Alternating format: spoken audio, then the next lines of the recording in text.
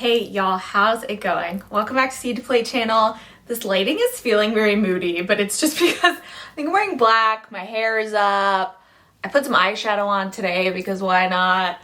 And it's been cloudy for days, so sorry for the moody lighting happening here, but today I want to sit down and chat about garden planning. So this is gonna be more of like a podcast style situation. Feel free to throw some headphones in and just listen or watch me and all my hand gestures. So I just want to talk about garden planning today. Now, if you're new here, my name is Brooke. This is Seed to Plate channel where we talk all things urban and suburban gardening. I am a backyard and urban gardener in Central Texas, Zone 8B.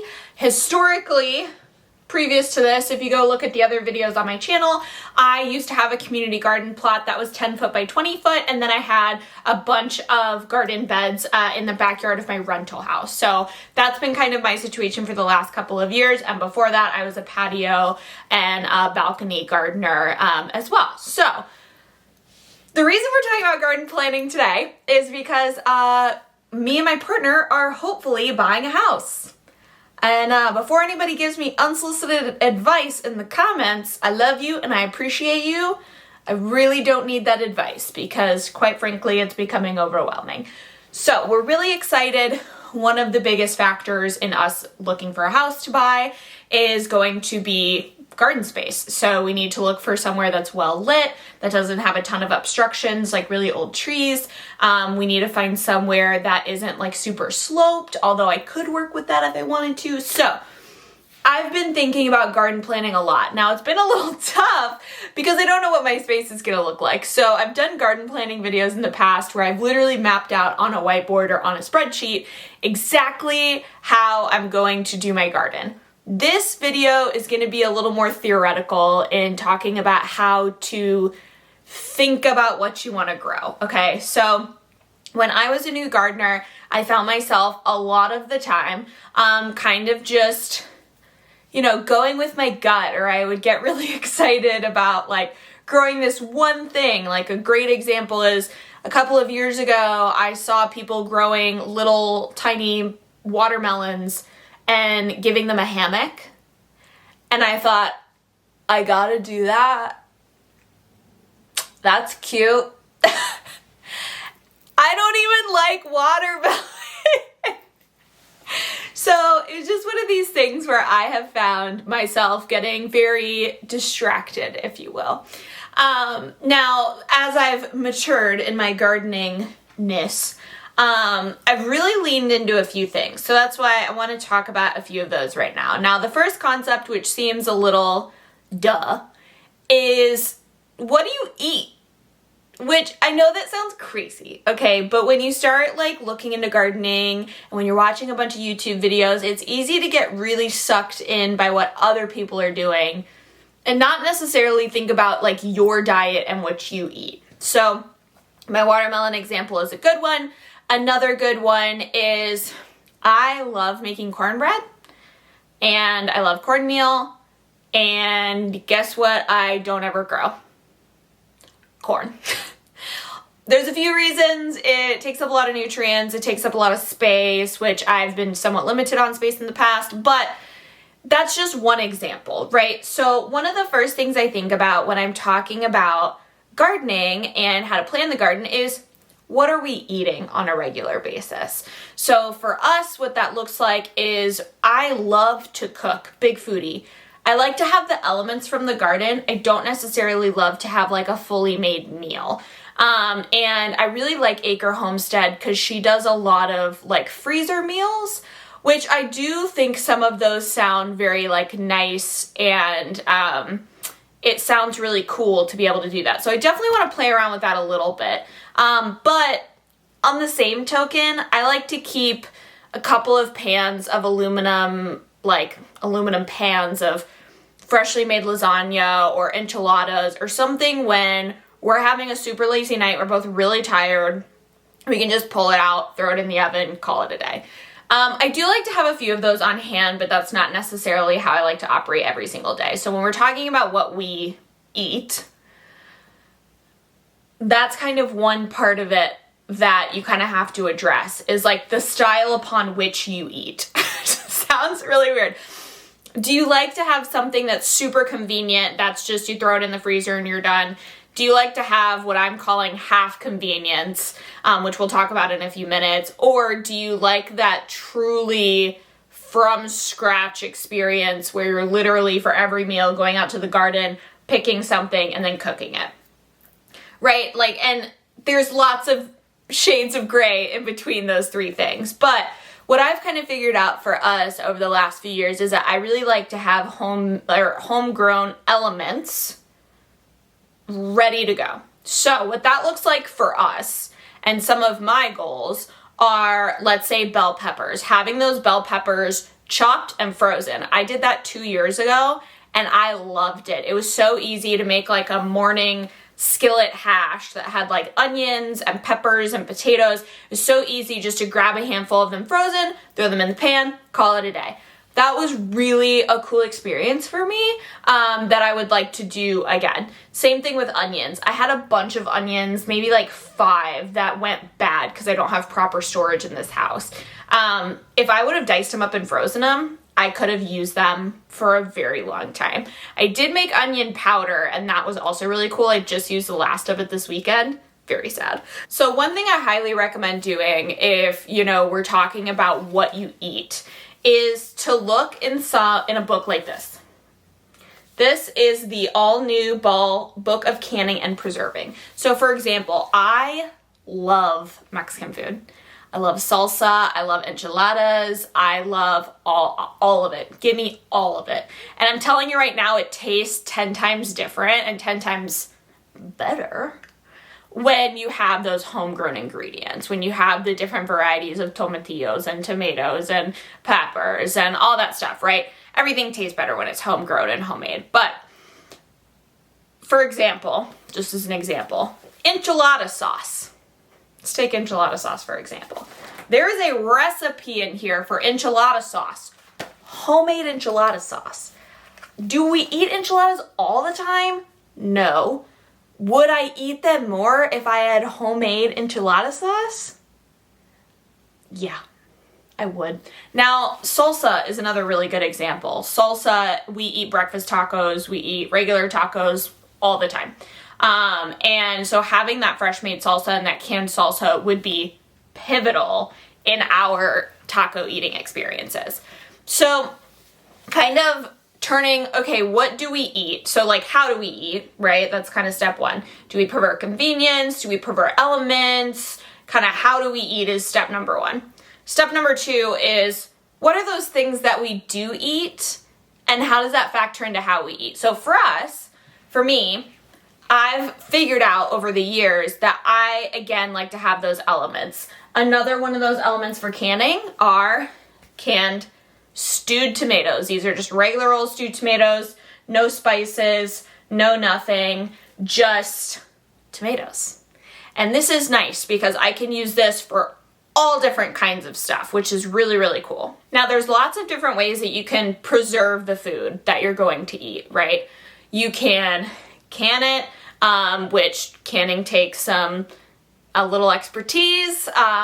These books are great. Get a canning book. Don't try and figure it out on your own. That's how you get sick. So dehydrating is another really big one. I literally have a bowl of herbs sitting up on my refrigerator, on the top of my refrigerator in a bowl that I did dehydrate, but I just never did anything with them. And now to me, that's so silly. I really want to try to like make some seasonings with like salt and herbs and garlic because we like to have the elements. So if I can have like a homemade seasoning that I made, that's really cool to me. Another way I like to think about what we're gonna eat in terms of making all the stuff from the garden and turning that into elements that we can actually just eat from. We eat a lot of really basic meals on the weeknights. So we'll literally just do chicken, vegetable, rice, quinoa, potatoes. Very, very simple, but with lots of flavor. So I was really bad about letting my green beans just like sit and like dry out, which was tragic. Or I would throw them in a drawer in the refrigerator and forget about them. And so what I want to do in regards to green beans, collards, kales, all that good stuff. I drink a lot of smoothies. I try and drink a smoothie every day. And so, for example, when we're talking about planting the garden, I want to plan for those things, but I need a plan on how to use them, right? So for green beans, for example, you just gotta throw them in the freezer. I don't like canned green beans personally. I'd rather take them out of the freezer and steam them or season them or saute them or something like that. And then in terms of greens, I eat a lot of smoothies. So like freezing kale and collards and those deep leafy greens to go ahead and throw into smoothies, absolutely pivotal. Something else that I'm trying to learn to like are pickled vegetables. I'm not there yet. She's not. She's really not there yet, but she's trying really hard. And then something else, if you have fruit, is thinking about how you're going to save that fruit. Are you going to freeze it? Are you going to make it into jam or jelly? And again, I want to, in my garden planning, go towards things that I'm actually going to eat and consume. Now, the other element of planning your garden is planning what it's going to look like. I'm being afforded the opportunity this year to completely plan, design, and implement a garden from scratch, which I am very nervous about, but also very excited. So that is going to be quite the adventure. I'm truthfully overwhelmed by the fact that it could just be anything. So one thing that I've been doing lately is reading this book. This is Gaia's Garden, A Guide to Home-Scale Permaculture. Permaculture is something I've always been very interested in. And when I kind of reflect back on my larger gardening experiences, it's really interesting because my community garden, when I read this book and when I think about it, was really designed to be a permaculture space. Was it designed necessarily by these principles? Not necessarily, but in regards to it being its own kind of environment and ecosystem that all kind of like circularly took care of itself, it was very much that, which was really cool. So like I at the community garden never really had to use pesticides. I really never had to use fertilizer. Like I think I can count on one hand the amount of times I had to use like actual fertilizer. So I did take really good care of that soil. I worked that soil for 3 years, and it always did really well for me when I really took care of it. And by taking care of it, I mean aerating it with like a pitchfork or a broad fork, spreading fresh compost, not tilling, but like putting just the holes in it, spreading compost, and then mulching heavily. I had so much success with that method. And like I said, really did not have to use anything to control it. And what I've learned through reading stuff like this is it's because the rest of that garden space had really great ecosystem practices. For example, there were berry bushes that brought on birds that would eat the bugs. We had a place where a fox lived in the back corner, which ran off a lot of the squirrels and mice and, all of that stuff. We had a pond to attract more wildlife. We had all kinds of pollinators because there were like wildflower areas and a big swale, and we had fruit trees. And so in this way, the community garden really embodied this very interesting little environment that I never fully appreciated until I read this book. So when you're talking about planning a garden, planning that part of it is equally as important, right? So just like planning the food that you're going to eat, like we talked about, you also want to plan on how the garden is all going to work together. Does that mean you plant sunflowers to attract X, Y, and Z thing? Does that mean you interplant your flowers? Like marigolds, for example, are really good at like fending away bugs. Does that mean you plant your flowers in with your vegetables so that they can benefit from that companion planting? I mostly plant by organic gardening practices, and you garden however you want. That is up to you. That's how I prefer to garden, is to kind of harness nature to do it that way. I did find when I really started looking at my community garden, which kind of was this permaculture ecosystem in conjunction with my backyard garden, I had really bad pest issues in my backyard garden, pest and soil issues, right? However, that makes sense. There's not a permaculture ecosystem in my backyard garden, right? In terms of the amount of squirrels we had, those squirrels didn't have any natural predators. They didn't have any resources. They didn't have enough water. They didn't have enough food because they're in a freaking neighborhood. So it makes sense that they were stealing my tomatoes. You know, when I think about the grasshopper problem we had, I wasn't doing a good job at attracting birds to like come eat the bugs. And the year before that, I actually did do a good job at that. There was a shrub. This is a weird story, but like I'm putting all these interesting pieces together now. There was this weird shrub around the side of our house, but it was up against our neighbor's house. The amount of birds that lived in that massive shrubbery and then would come to my backyard and eat all the bugs was incredible. In 2021, when we were in this house, I remember sitting on my patio with one of my good friends, and we were just sitting there chit-chatting, and there was a bird's nest that I was trying to like leave alone.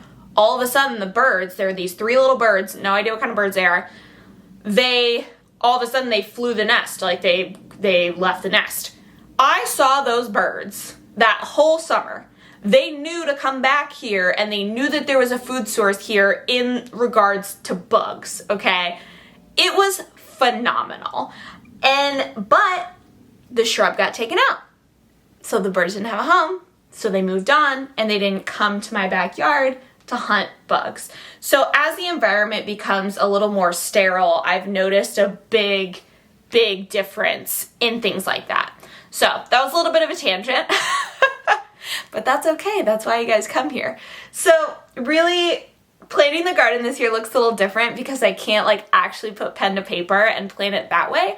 So I've had to really challenge myself to plan it in other ways and kind of not necessarily set concrete plans, but more set goals and really evaluate what did go well, what didn't go well, what we use, what we don't use, what we need, what we don't need,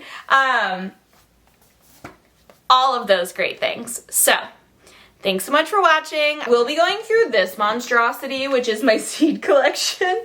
I will be going through that and telling you pretty much exactly the varieties that I'm going to be growing next year, hopefully. I will be telling you about all of those in a video later this month because we are approaching seed buying season. So expect that from me here in a couple of weeks. And as always, thanks so much for watching. Happy gardening, and we'll see you next time.